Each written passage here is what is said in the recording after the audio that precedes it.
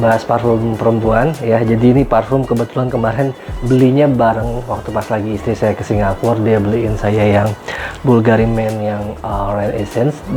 Ini ada cerita unik dari namanya.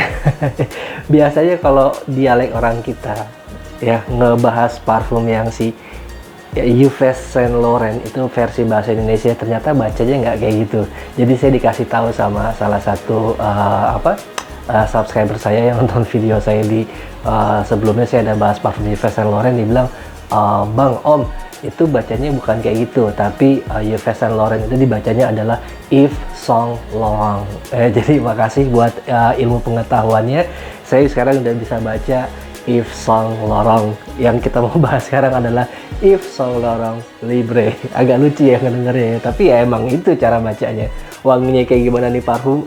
Enak banget, kita bahas sekarang.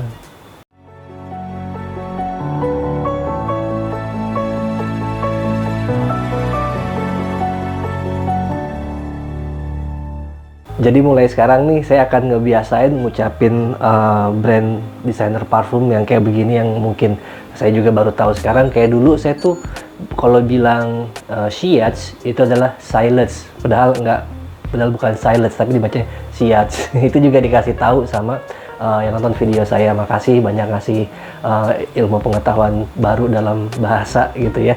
Oke, soalnya saya mau bahas yang si Yves Saint Laurent yang Libre ini.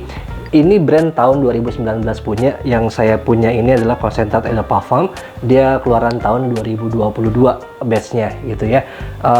Saya mau kasih lihat dulu teman-teman ya. Kalau kayak botol segala macam kemasan ya biasa aja lah ya. Ini dalamnya ada inisial YSL di sininya gitu ya. Saya mau kasih lihat dulu teman-teman spraynya. Oh, emang beda ya kalau parfum bagus tuh spraynya juga. Selangnya juga hampir kayak nggak kelihatan gitu dibuatnya tuh ya.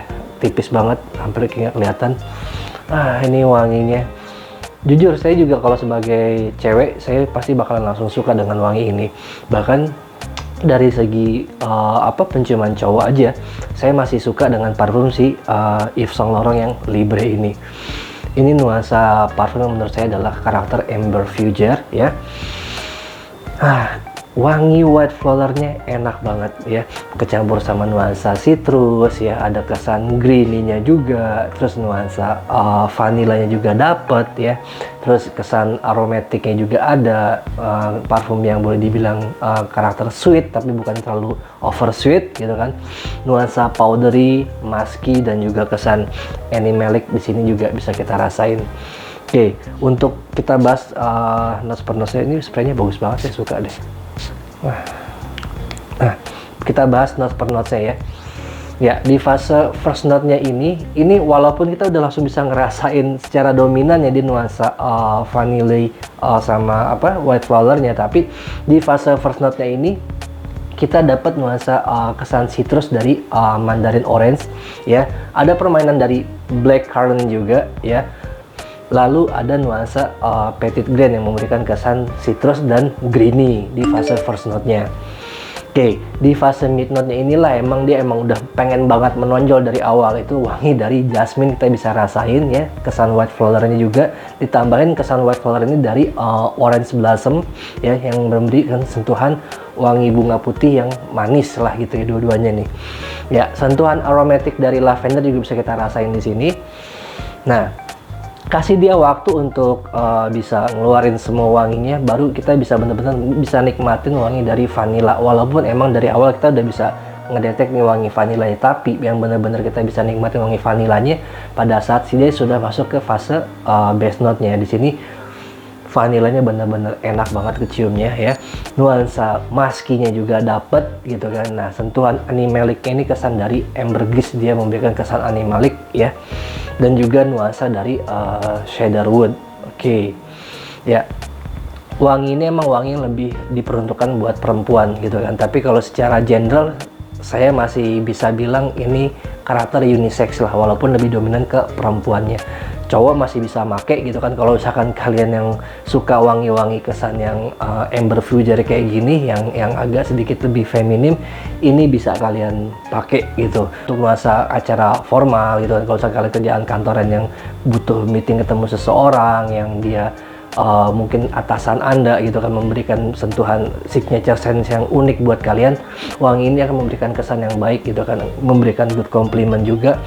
Wanginya juga bisa menjadi signature scent kalian juga tadi saya bilang ya. Terus juga secara umur, ini umur yang boleh dibilang cukup mature, tapi bukan wangi parfum yang tua-tua banget gitu kan. Jadi kalau misalkan kalian yang masih kuliah bisa nggak pakai ini, bisa banget. Yang masih sekolah bisa nggak.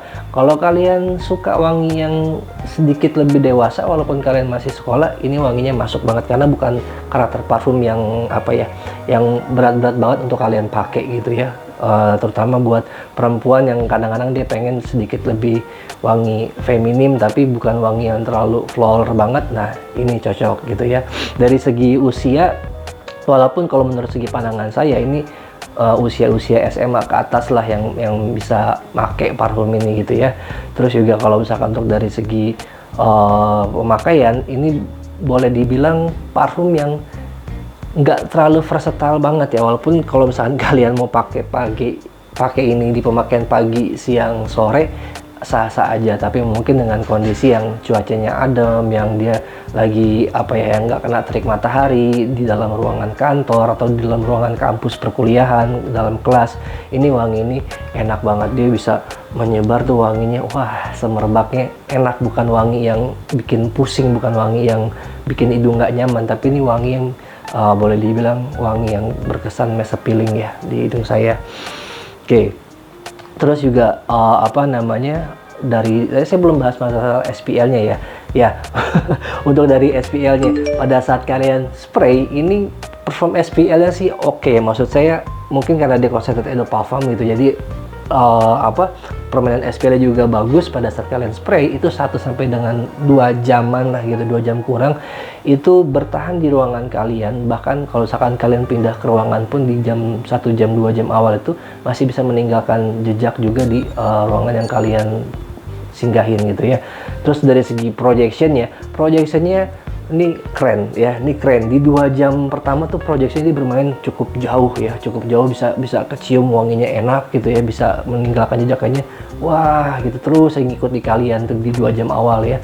Terus untuk secara longevity-nya juga cakep ya. Longevity-nya pada saat saya tes di pemakaian saya, di istri saya coba ngedetek, oh ini wanginya bermain di 8 sampai dengan 9 jam ya, bahkan plus gitu kan. Tapi kalau udah di 8 jam sih mungkin wanginya agak sedikit menurun. Saran saya kalau kalian mau pakai ini jangka panjang biar hidung semua orang enak, pada saat mungkin di angka 4-5 jam mungkin kalian perlu respray lagi gitu ya, untuk mendapatkan wangi originalnya si Yves Saint Laurent yang Libre ini.